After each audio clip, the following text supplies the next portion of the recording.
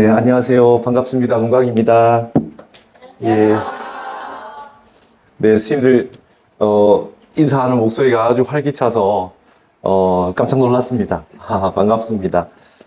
저는, 이제 그 해인사에서 출가를 했는데, 예전에 이 복령산원을 처음 와봤고요.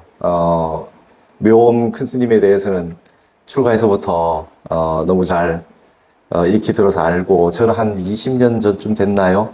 회색 고무신이라는 책이 있었어요. 스님에 관한 책이.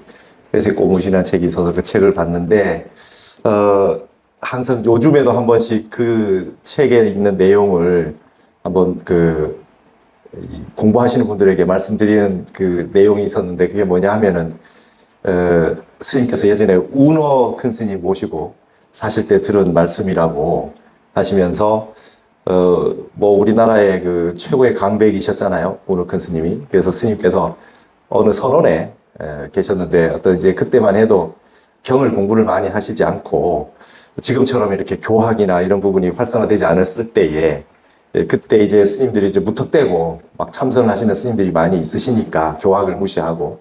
그래서 그때에 한 스님이 굉장히 열심히 좌선을 하시고 공부하는 스님을 봤대요. 그래서 어느 스님이 그러셨대요. 바다에서 고기를 좀 잡으려면 낚시하는 법도 좀 배워가지고 이렇게 좀 요령 있게 이렇게 물고기를 좀 낚아야 되지 않겠습니까? 이러니까 그 스님이 하시는 말씀이, 스님, 이 공부는 그렇게 낚시로 하나하나 고기 잡아 올리는 공부가 아니고 바닷물을 통째로 마시는 공부입니다. 바닷물을 통째로 마시다 보면 거기에 쓰레기 깡통도 걸려오고 미역도 걸려오지만 그렇게 통째로 잡아야 고래도 걸려온다고. 그런 말씀 하시는 걸 듣고, 야, 참선 수자들 가운데도 선지가 있는 사람이 있구나 하는 걸 느끼셨다는데, 그분이 효봉 스님이셨대요. 그래서 그때 이후로 운어 스님께서 경학을 하시고 교학을 하시더라도 참선하는 수자 스님들을 지원을 하고, 그래도 그 중에 약간 무식해 보이지만 용맹정진으로 하는 분들 가운데 눈 밝은 선지식이 나올 수 있다 라고 하는 말씀을 하셔서 운어 스님께서 늘 그런 교육을 하시고 했다고, 묘엄 큰 스님이 그 법문 듣고 하셨던 말씀을 써놓은 내용이 이 회색 고무실이라는 책에 있어요. 그래서 제가 또 여러분처럼 이제 삼위 시절에 그런 내용을 보고 감명 깊게 받고, 저도 이제 화계사에 동국대 백상원 기숙사가 있어서 도선사도 많이 가고, 청담 스님도 많이, 그 박물관에도 많이 찾아가고 이렇게 했는데, 드디어 어떻게 이제 큰 스님 도량에 복령사에 처음 와보게 됐습니다. 제가 영광이고 초대해 주셔서 감사합니다. 예. 저는 출가하기 전에 유교 공부를 한학을 어려서도 좀 해서 5살 때 천자문을 배워가지고, 중문학을 대학교까지 다니다가 석사까지 했는데, 불교에 좀 막혔어요. 위진 남북조 시대의 문헌을 공부하다가 불교에 좀 막혔어요. 그러고 있다가 우리 선친이 이제 한학 동양 철학에 이제 교수도 하시고 아주 일가견이 있으셨는데, 제가 20대 때 이제 우리 선친이 돌아가시는 바람에 49제 지내고 이러면서 이제 석사 논문 쓸 때는 막혀 있었고, 불교에 49제 지내고 이러면서 이제 본격적으로 불교 기도를 하게 됐어요. 한 2년을 전국 사찰을 다니면서 기도를 하다가 출가를 하게 됐는데요. 그러니까 아버지만 믿고 열심히 이제 동양학 공부를 하고 이렇게 유교, 도교까지는 했으나 불교는 잘 못했지만, 불교는 막혀 있었고 아버지는 돌아가시고 이러니까 이제 무상함이 느껴져서 절에 다니면서 한 2년을 기도를 열심히 했습니다. 그렇게 하다가 이제 출가를 하게 됐는데, 그때 이제 저는 벌써 알았어요. 기도 다닐 때. 전국을 한 2바퀴 정도 이제 기도 유명한 사찰을 다니면서, 그래도 아직까지 못 가본 절들이 많은데, 그때 다니면서 알았어요. 비구니 스님 절에 가면 어느 도량 할 것 없이 깨끗합니다. 깨끗하고, 짠디도 참 이렇게 다, 손질이 다 돼 있고, 깔끔하고, 딱 이제 한 2년 기도를 다니다 보니까, 여기 비구니 스님 도량인가 보다. 이게 딱 알겠더라고요.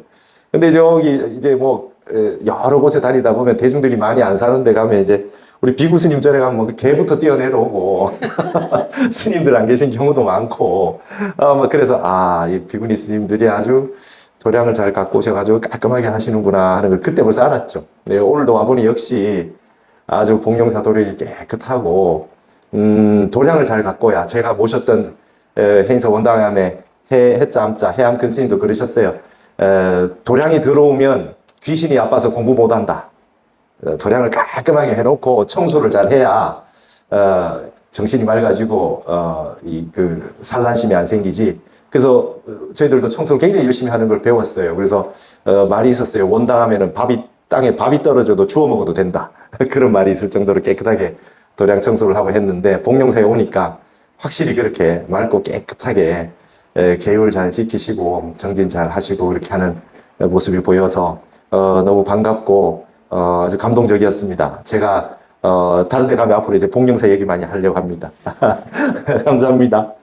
날씨도 이제 더워지고 하는데 열심히 정진하시는 스님들 보니까 저도 이제 힘이 나고 좋습니다. 이렇게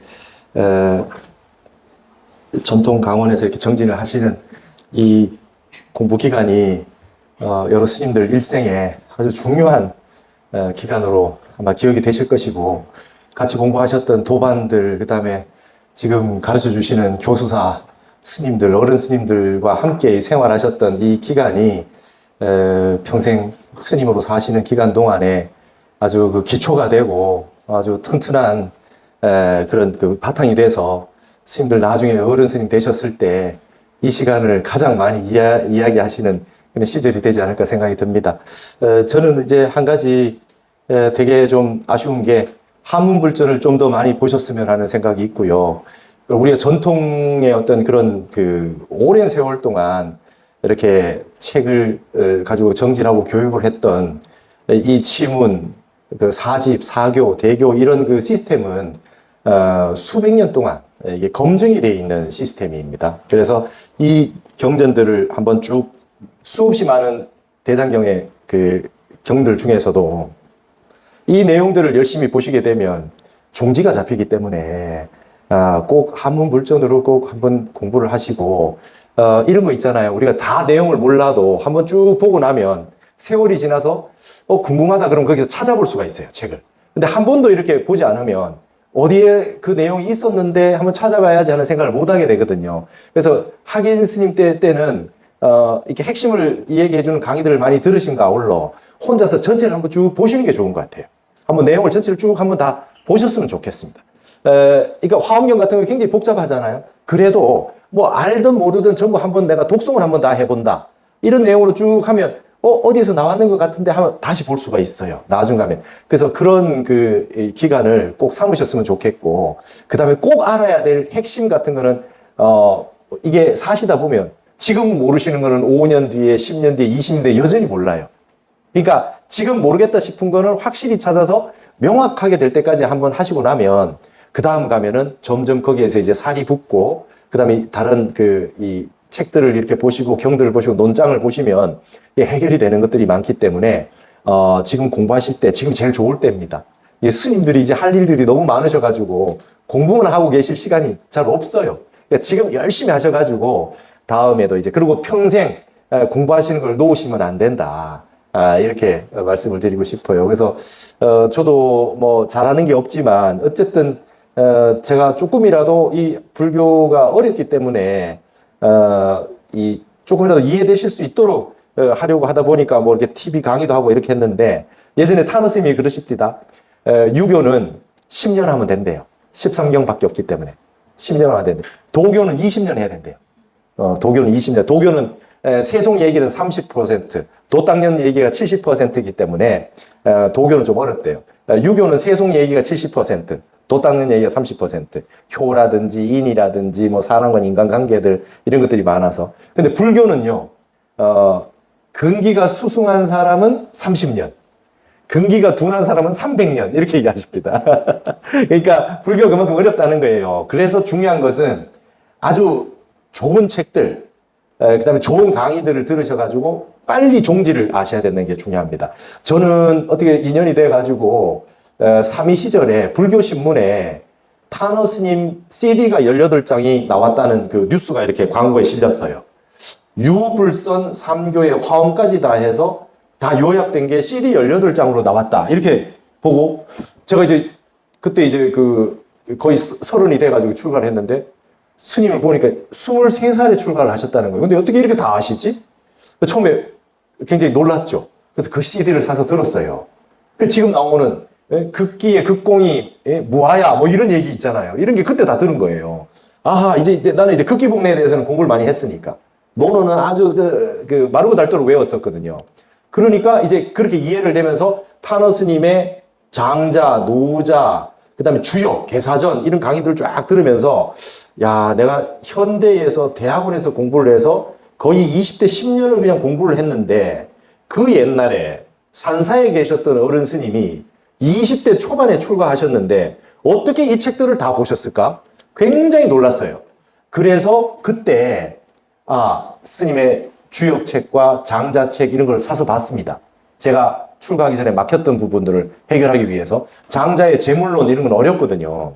주역도 어렵잖아요. 그렇게 보다가 책이 너무 좋아요. 아주 불교로 다 회통을 해놓으셨어요. 그래서 나는 이제 스님 책을, 타너 스님 책을 가지고 불교 책을 공부하면 되겠다 생각해서 금강경, 원각경, 기신론, 사집, 화엄 전부 다 타너 스님 책으로 공부를 했어요. 나는 이분은 믿을만 하겠다. 그래서 그 어른 스님의 테이프를 듣고 강의를 듣고 그 다음에 선에 관해서는 성철 스님, 우리 그 해암 스님, 그 다음에 여러 어른 스님들 그 정강 스님 법문, 송담 스님 법문, 법문이란 법문은 그냥 하여튼 다 들었습니다. 다 들었어요. 그렇게 해서 어쨌든 내가 해결되지 못하는 건 좀 다 알아야 되겠다. 강의를 해야 되겠다. 박사를 해야 되겠다는 생각 하나도 없었고. 그리고 이제 제가 선원에 가서 어쨌든 제가 출가 목적은 참선을 하기 위한 거였기 때문에 동국대 4학년 때 마지막 학기에 동안거를 들어가고 싶은데 이번에 학기를 다 마치고 가면 내년 하한거를 들어가야 되니 마지막 4학년 2학기 때 수업이 3개 남아 있었어요. 그래서 종호 스님하고 혜원 스님 교수 스님들한테 스님 저 선빵 갈랍니다. 저 기말 레포트 먼저 내고 가면 안 돼요. 그래가지고 F만 주지 마세요. 그래놓고 제가 기말 리포트 내고 중간 발표 다 하고 동안거 선빵에 봉암사 들어갔어요. 그래서 선언에서 정진을 하고 그리고 참선을 해보니 이제 경전의 내용들에 나오는 것들을 이해되는 부분이 많이 나왔어요. 그래서 타너 스님도 교학을 많이 하셨지만 항상 참선하시라 그러셨어요. 그래서 여러분들 항상 경을 보시고 나중에 소임을 보시고 하시더라도 매일 나만의 참선과 나만의 기도는 꼭 해주셔야 된다. 하루도 빠지지 말고 해야 된다. 제가 요즘 10수년 전부터 하는 얘기가 연공책이다 이런 말을 합니다. 연공, 하루도 이을 연자. 하루도 빠지지 않고 공부하는 것이 이 세상에서 가장 귀하다. 제가 모셨던 해암 큰 스님이 공부하다 죽어라 그러셨어요. 이게 어떻게 공부하다 죽어야 될고 이게 연구를 하다가 매일 하루도 빠지지 말고 나만의 수행을 하고 죽는 날 아침에 내 공부를 하고 죽는 걸로 내 머리 깎았으니까 이거는 지키고 가자 해서 그래서 매일 공부를 해야 되겠다 생각을 해서 연공이란 걸 했는데 지금 한 7,000일 가까이 된 것 같아요. 한 17년 정도 된 것 같아요. 매일 참선합니다. 바깥에서 돌아다니고 논문 쓰고 이렇게 해도 하루도 안 빠지고 매일 아침에 참선합니다. 그러니까 어쨌든 우리가 수행자로 이제 살기로 했기 때문에 어떤 일이 있더라도 여러분들이 참선만 아니더라도 다란히 하셔도 좋고 연불 하셔도 좋고 절 하셔도 좋고 사경 하셔도 좋고 윗바산 하셔도 좋고 어떤 수행이든 나에게 맞는 수행을 하나 하시고 그 다음에 내가 늘 보는 지송하는, 독송하는, 수지하는 소위경전 하나는 늘 간직하시고 그러니까 옛날에 오경박사라고 있었지 않습니까? 어느 경에 대해서는 달통하는 그런 하나의 경전만 뚫으면 달통한단 말이죠. 그런 경을 하나 수지하시고 그 다음에 내가 늘 하는 기도가 있으시면 좋겠고 그거는 늘 하시면은 어디 가서 이사가 무해하게 사실 수 있지 않겠나 이런 생각을 합니다. 그래서 제가 저는 절이 없는데요. 여기 핸드폰 안에 네이버 밴드가 있어요. 연공책이 밴드가 있어요. 그래서 거기는 매일매일 공부한 거를 거기에다가 기록을 해요. 한 번도 밖에서 만난 적이 없어요. 2천 몇백 명 있어요. 제가자도 있고 스님도 있고 다 있어요. 한 번도 만나서 한 적이 한 번도 없는데 매일 내가 수행하는 걸 여기다 기록해서 올려요. 혼자 하려면 하다가 해해지니까. 그래서 매일 하루 공부를 딱 하면 인증이 돼요. 이렇게 딱딱딱.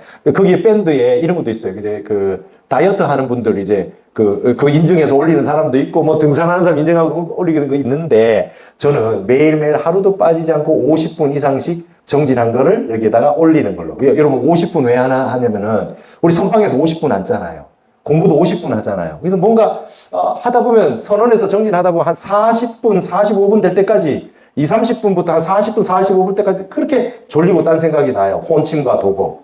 망상 피거나 졸리거나 장애가 오잖아요. 그래서 무조건 50분은 딱 해야 되겠다라고 해서 했는데 나중에 이걸 인도 철학과 교수님한테 권해서 했더니 그 교수님이 그럼 무흐르단데 그래요. 무흐르다는 게 뭐냐면 인도의 시간 단위인데요. 하루 24시간을 30등분한 단위가 있대요. 그럼 여러분 거의 48분쯤 된대요. 48분이라고 하는 시간을 뭔가 일률로 쫙 해서 해야 한 단위가 된 거래요. 그 사이에 장애가 온답니다. 꼭. 그러니까 이제 알았어요. 오, 그래요? 무흐르다. 48분, 24시간을 30등분한 시간. 그래서 이제 이해를 했죠.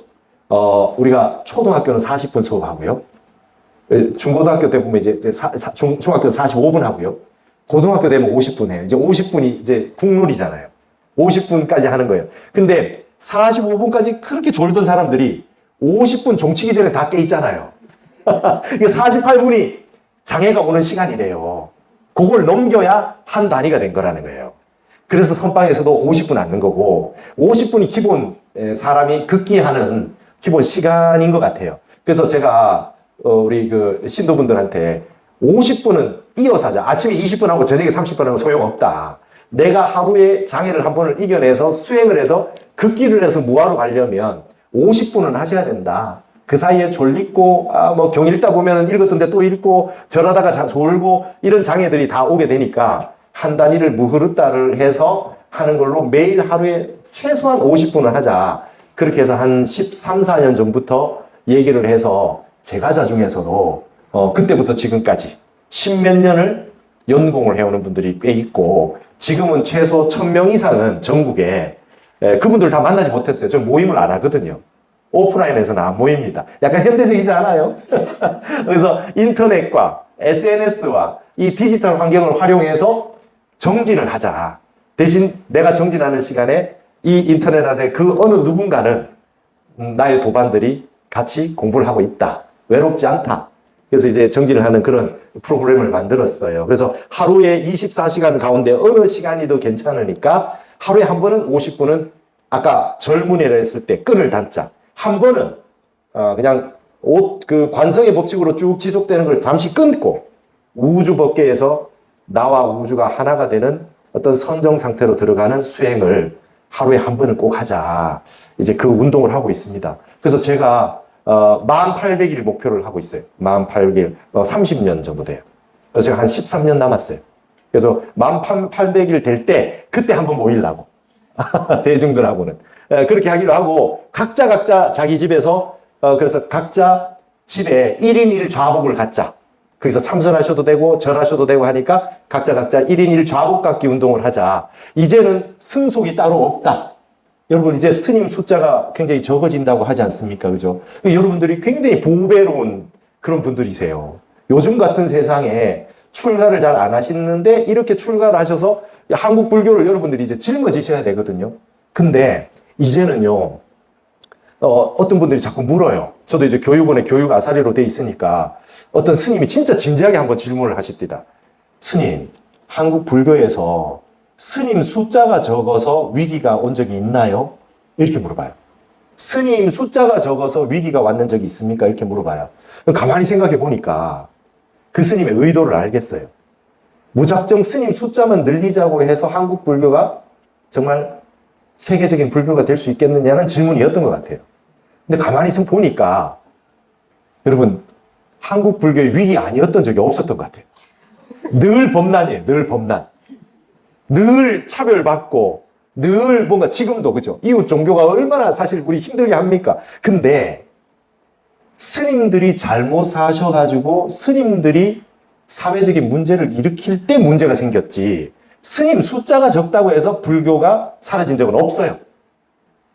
신돈 같은 그런 이렇게 사회에 무리를 일으킨 그런 분들 나타났을 때 반대편에서 뭐라고 막 이렇게 제재를 강할 때 할 말이 없어가지고 우리가 쇠퇴한 경우가 많습니다. 그래서 지금은 어딜 가도 인구가 줄어들기 때문에 스님이라고 점점 늘어날 수는 없잖아요. 그래서 저는 우리 한국의 비구니 스님들이 굉장히 중요한 역할을 하시리라고 봅니다. 왜 그러냐 하면 탄원 스님이 이러셨어요. 70년대에 산하 제한하는 거, 이게 아들, 딸 구별 말고 뭐 둘만 낳아 잘 기르자, 기억나시죠? 나중에 이제 하나만 낳아 잘 기르자 그런 게 막 표가 있었는데, 그럴 때 탄원 스님이 그러셨대요. 저걸 왜 하냐. 앞으로 여성 인권이 신장이 돼서 아기를 별로 안 낳으려고 할 텐데, 지금 아기 많이 낳을 때 좀 낳지. 인구가 좀 있어야지 국력도 있고 할 거 아니냐. 저거 뭐하러 저거 지금 하냐. 그러셨대요. 남녀가 평등해진대요. 이제 앞으로 세계는 남녀가 평등할 때까지 간답니다. 그러시면서 탄원 스님이 이런 말씀도 하셨어요. 앞으로는 여성이 대통령 되는 사람도 나오고 총리하는 사람도 나오고 이제 세상이 달라졌어. 이렇게 하시더라고요. 역학적으로 볼 때. 그러시면서 비구니 스님들이 살면 잘 사실 텐데 이제는 비구니 스님이 인권이 굉장히 높아서 굉장히 중요해진다고 막 말씀하시고 그러셨어요. 여러분 제가 남방에 이게 그 학술원의 연구교수가 돼가지고 외국을 별로 안 나가보다가 남방에 가보니까 비구니 스님들이 우리 한국보다 훨씬 못해요. 여기가 훨씬 그래서 전 세계 비구니 스님의 어떤 그런 위상으로 봤을 때 우리 한국의 스님들하고 대만의 비구니 스님 정도가 앞으로 전 세계 비구니 스님들이 아주 중요한 역할을 하셔야 된다고 느껴집니다. 그럼 느끼셨어요? 네, 실제로 스님들이 굉장히 중요하고요. 그 다음에 이제 세상이 앞으로 혼란해지더라도 이제 다시 정도로 돌아가려고 하는 그런 역할을 여러 스님들이 비구니 스님들이 많이 해주셔야 된다는 생각을 합니다. 그리고 흔들리지 마세요. 바깥에 외풍이 아무리 흔들려도 불법에 의심을 할 필요가 없고, 그리고 전통 강원을 나오셨으니 여러분이 공부하시는 우리 전통적인 한국 불교, 우리가 전통적으로 공부했던 이 한문 전통이라든지 이 여러분 공부하시는 이 4년 동안 공부하셨던 이 과목들, 경전들, 그 다음에 계율들 이런 것들을 금가옥조로 여기셔가지고 딱 지키고 계시면 반드시 지금 아무리 세상에 바람이 불어도 버린 것들의 역습이 올 겁니다. 우리가 지금 한문불교 버리고 가나손도 버리고 우리의 전통을 버리고 하는 이런 것들이 잠시 있을 수 있으나 10년, 20년 지나고 나면 반드시 우리가 그때 그러면 안 됐었는데, 그래서 한문 잘하시는 스님들이 아주 귀해집니다. 이제 아주 귀해져요. 그래서 그쪽이 공부에 맞으시는 분들은 평생 연찬하시면 아주 많은 후학들을 위해서 도움을 주실 수 있는 시대가 그렇게 오리라고 생각이 듭니다. 그래서 저도 그래서 BTN에서 성문 염송을 그냥 한문으로 강의하기로 했어요. 앞으로도 좀 그렇게 할 생각을 하고 쉬운 거 재밌는 거 하자 그래가지고 한 번만 좀 한문으로 하게 해달라고, 그럼 쉬운 거 한번 하겠습니다. 그래서 9월 달부터는 한국학 에세이라고 이렇게 제가 그 불교신문에 썼던 게 있는데 그게 책이 나오는데 그걸로 하고, 그 다음번에 다시 또 한문본으로 한번 활약합니다. 그래서 어떻게든 여러분들 하고 계시는 그런 부분을 여러분 이 우주법계는 원하고 있어요. 한국 불교는 한국이 하는 것을 전 세계가 따라한다. 탄원 스님이 50년 전에 한국의 젊은이들이 하는 것을 전 세계가 따라한다. 50년 전에 그런 얘기를 하니까 제자 스님들이 그때 새마을 운동하고 있었거든요. 스님 제발 좀 그런 말씀 좀 하지 마세요. 한국이 어떻게 세계의 중심이 됩니까? 그러니까 스님이 모르는 소리 하지 말라고 막 아무것도 모르면서 역학도 공부도 안 해본 스님들이 뭘 아냐고 그러셨는데, 여러분 우리나라 젊은이 하는 게 전 세계에 따라오고 한국어로 따라오고 한국어 노래를 부르고 한국 영화를 보고 그리 하지 않습니까? 그러니까 아주 굉장히 중요한 시대를 우리가 지금 살고 있어요. 지금 뒤에 계신 어른 스님들 때 젊으셨을 때 팝송으로 영어 공부하던 세대잖아요. 그죠? 저희들 때에 중국 홍콩 영화, 홍콩 느와르 가지고 이제 중국어, 뭐 이럴 때 막 주윤발 나오고 이럴 때 봤던 세대인데요. 저 바로 뒤에 세대들은 일본 애니메이션 게임 가지고 일본어 배웠어요. 그죠? 근데 지금 전 세계 젊은이들은 한국어 영화, 드라마, 노래를 가지고 한국어를 배우는 세대예요. 앞으로 30년, 40년 지나면 전 세계 장관, 그 다음에 대통령 이렇게 하는 사람들이 한국어를 할 수 있거나 한국 문화를 한번 다 경험해 본 사람들이 전 세계의 리더가 될 겁니다. 맞죠? 그렇게 된다고 했을 때 이제는 전 세계 사람들이 한국을 더 잘 알아요. 한국어 배워서 한국 역사 공부하고요. 여러분 외국인들이 한자 공부 어떻게 하는지 아십니까? 여러분 한자 사전 찾기가 너무 어렵잖아요. 알파베틱이 아니니까. 여러분 부수를 다 외워버립니다. 부수. 옥편에 부수를 다 외워버려가지고 이 글자를 딱 보는 순간 부수를 뭘 찾아야 될 건가 알아야 되니까 이 사람들이 부수를 다 외워요. 동양인 가운데 부수를 다 외우는 사람이 잘 없죠. 그러니까 외국인들이 한문 공부 더 열심히 합니다. 여러분 중국에 가보시면요. 한문으로 문장을 줄줄 읽을 줄 아는 외국인들이 너무 많아요. 서양인들이. 그래서 이스트 아시안 스터디즈, 동아시아학, 시놀로지 중국학, 코리안 스터디즈 한국학, 서양인들이 이제 너무 잘합니다. 이제 우리가 역전당하게 생겼어요. 그런데 그 사람들이 결국 궁극적으로 모르는 게 나왔을 때는 결국 한국인한테 물어야 돼요. 우리가 정확히 알려줘야 왜곡이 되지 않죠. 제가 한국학중앙연구원에 박사를 다녔는데요. 이탈리아 학생인데 얘가 박사 논문을 뭐를 쓰냐 하면 이 사람들은 관념으로 논문을 쓰지 않습니다. 현실에 있는 문화를 가지고 쓰는데 그때 최종 병기 활이라는 영화가 나왔었어요. 그 영화를 누가 쓰냐면 이순신 3부작 했던 그 노량, 명량이 나오는 그 영화 만드신 분이 그 영화를 처음 만들었는데요. 그 이탈리아 친구 얘기가 이랬어요. 한국이 굉장히 특이한 나라라는 거예요, 한국이. 전 세계가 대포로 전쟁을 할 때 끝까지 활을 쏘고 있었대요. 그러니까 병자호란 때 얘기인데 활을 쓰는 게 나오잖아요. 근데 우리는 잘못 교육을 해서 우리가 미련했다고 얘기하죠. 다들 전쟁을 하는데 총포를 쓰고 있을 때 우리는 끝까지 활을 쓰고 있었다, 미개했다 이러는데 서양인은 그렇게 보지 않습니다. 활이라고 하는 것은 전쟁할 때의 룰이 있었다는 거예요. 서양에서는 서양의 신사도에 의하면 이 칼 검수를 익혀서 수련을 많이 한 사람이 이겨서 그래도 땅을 차지하는 기본적인 인과법이 있었다는 거예요. 동양도 활을 쏘아서 수련을 해서 이긴 사람이 정당성을 가지는 기본적 전쟁이라도 그게 룰이 있었다는 거예요. 버튼 하나 눌러서 대포로, 총포로 하지 않아도.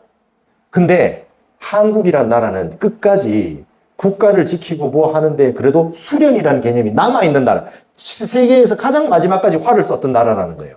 그러면 이거와 더불어서 요 하나의 속성을 통해서 한국인 전체가 가지고 있는 특성을 한번 생각해 보겠다는 거죠. 문화라고 하는 거. 한국이 왜 교육을 열심히 하고 공부를 열심히 하고 평화를 사랑하고 함부로 외국을 폭력으로 범하지 않으려고 하는가가 여기에 다 담겨 있구나. 외국이 쳐들어왔을 때만 응전을 했지. 결코 외국에 나가서 이상하다는 거예요, 외국인들이. 일본이 저 정도로 했으면 한국인 가운데에 어떤 단체가 생겨야 된다는 거예요. 일본에 가서 일본을 쳐부수고 식민지를 만들자. 이런 단체가 있어야 되는데 한국에 그런 게 없대요. 한국은 굉장히 세계의 평화를 대표하는 국가다는 얘기를 하면서 병자호란까지 활을 쏘고 있었던 걸 박사 논문 썼어요. 한국인의 인식구조, 한국인과 공부와 전쟁이라는 걸 가지고. 자, 이 정도로 서양인들은 한국을 이제 연구하기 시작한, 이게 10년 전 얘기입니다. 자, 그렇다면 우리를 한국은 잘 모르고 있는데 한국이 한국을 제대로 알라 그러면 한국을 설명하고 있는 가장 기본적인 텍스트는 한문본이에요. 그래서 한국학중앙연구원에 있을 때 제가 그랬어요. 이제 국문학과 사학과에 있는 이런 분들은 인문학 하는, 문과 하는 분들 문송합니다. 이런 말을 유행했어요. 문과라서 죄송합니다. 이런 말이 있었어요. 과학하지 않는다 그래서. 근데 제가 그런 분들하고 후배들하고 만나면 그런 얘기 했습니다. 앞으로 언젠가 통일이 됩니다.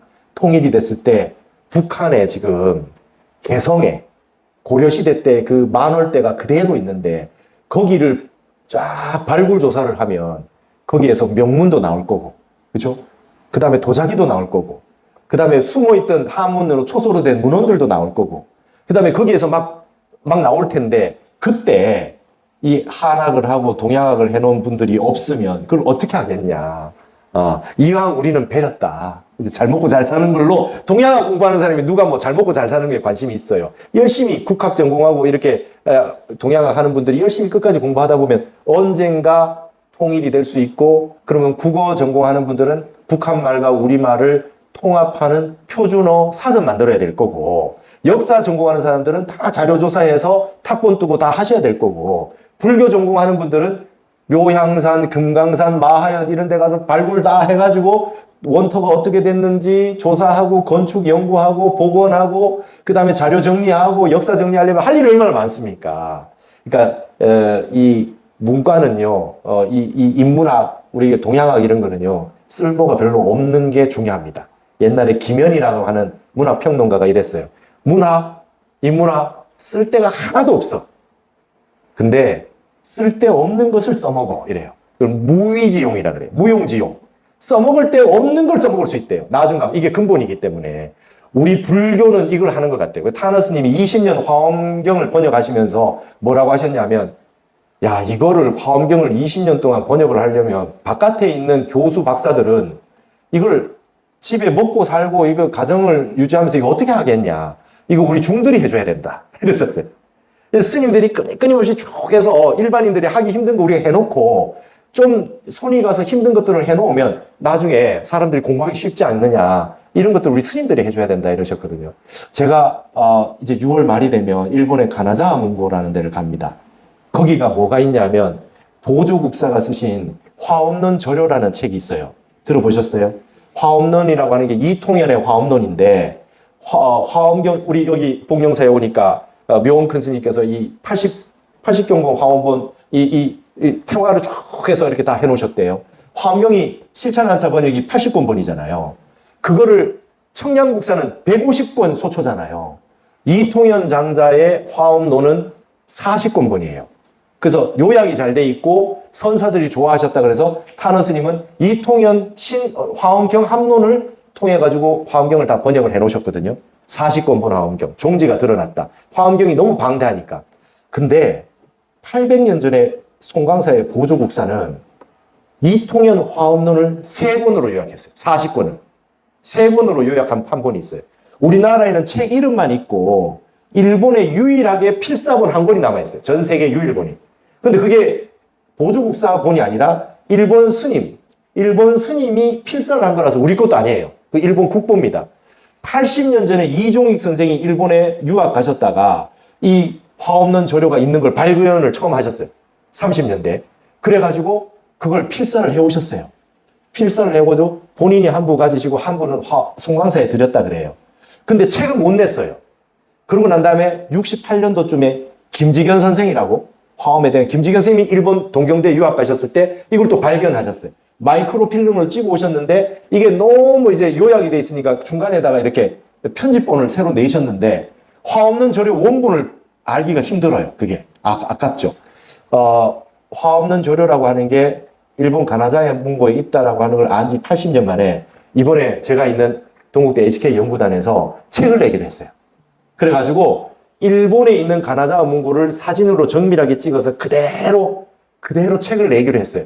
일본은 어느 정도냐면 제가 그 가나자와 문고에 가서 복사를 해왔는데요. 복사를 하면 복사본에 넘버가 붙어 있어요. 복사를 했는데 저만 볼 수 있어요. 옆에 분한테 빌려줄 수도 없어요. 그래가지고 예를 들면 빌려줘서 다른 분이 보면 그거 소송이 들어와요.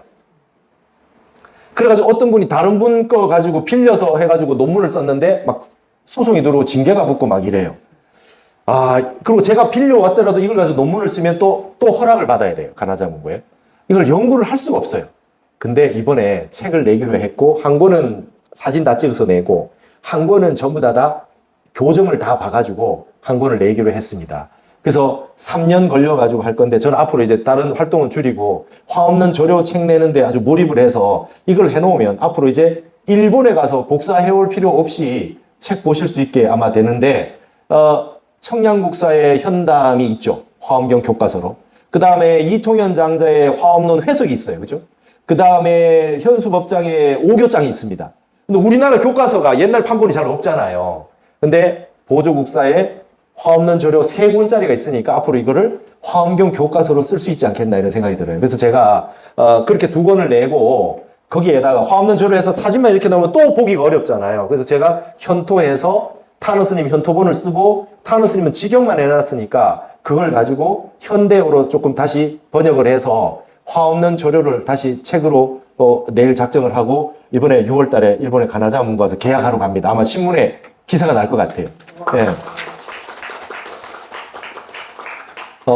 공력에 비해서 별로 저게 없어요. 아주 그냥 눈이 빠지게 그냥 이 대조를 해서 봐야 됩니다. 그러나 우리 스님들이 안 하면 이거 누가 하겠습니까? 그러니까 정말 아주 고구정량하게 말씀드리고 싶은 게 뒤에 계신 우리 어른 스님들을 따라서 여기 계신 스님들 중에 한문본을 잘 보시는 우리 비구니 스님들 아주 석학들이 많이 나와 주시기를 진짜 간절히 바랍니다. 그래서 이 전통이 끊어지지 않도록 꼭 하셨으면 좋겠고, 그 다음에 역시 한문본으로 공부하신 분들이 여러분 어려서부터 한문 공부하는 사람들이 감옥 가는 사람이 없어요. 다 텍스트가 윤리적이라. 그러니까 한문 많이 본 사람 치고는 예의가 바르지 않을 수가 없고요. 그러니까 너무 그것만 어려서부터 저는 보니까 막 이렇게 막 너무 힘들었어요.